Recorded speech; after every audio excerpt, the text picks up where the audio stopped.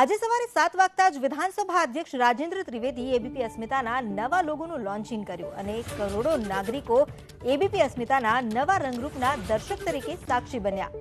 સરકારના રાજ્યમંત્રી ધર્મેન્દ્રસિંહ જાડેજા ગાંધીનગરમાં ઉત્સુકતા અને રોમાંચ સાથે લોન્ચિંગના પહેલા કલાકને નિહાળ્યું. અંજલિબેન રૂપાણીએ પણ એબીપી અસ્મિતાના નવા રંગરૂપ સાથેનું પ્રસારણ નિહાળ્યું. અમર્યાદિત અને નિર્ભય પત્રકારત્વના મૂલ્યો સાથે તેના સાક્ષી બનતા લોગો સાથેની ચેનલ પર સમાજ જીવન સાથે સંકળાયેલ સચોટ સમાચારમાં વૈવિધ્યતા સાથે પ્રસારિત થાય એ માટે અંજલિબેન રૂપાણીએ પણ શુભેચ્છા પાઠવી. તો સાથે સરકારની યોજના જનતા સુધી પહોંચાડવા તેમજ જનતા માટે જરૂરી તમામ સચોટ જાણકારી પ્રસારિત કરવા અંજલિબેને શુભકામના વ્યક્ત કરી.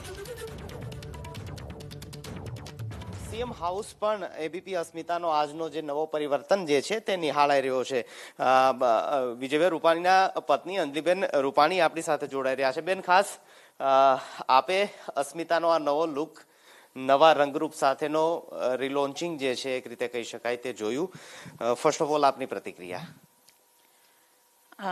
આ નવા જે રંગરૂપ છે એબીપી અસ્મિતાનો એ ખૂબ ગમ્યું, કારણ કે આમાં સ્ક્રીન વધારે દેખાય એવો લુક છે, પણ સાથે સાથે નીચેના જે ફોન્ટ છે એ પણ થોડાક મોટા થાય તો દૂરથી પણ લોકો સમાચારો જોઈ શકે, માણી શકે.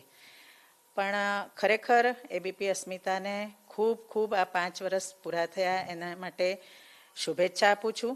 અને આવી જ રીતે એબીપી અસ્મિતા કાયમ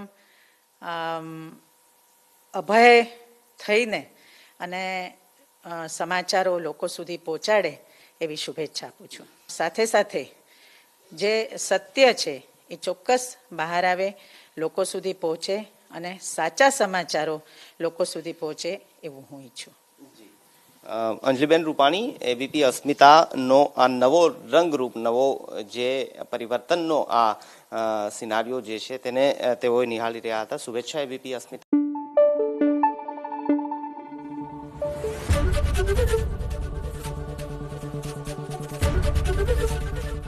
એબીપી અસ્મિતા, ગુજરાતની અસ્મિતા.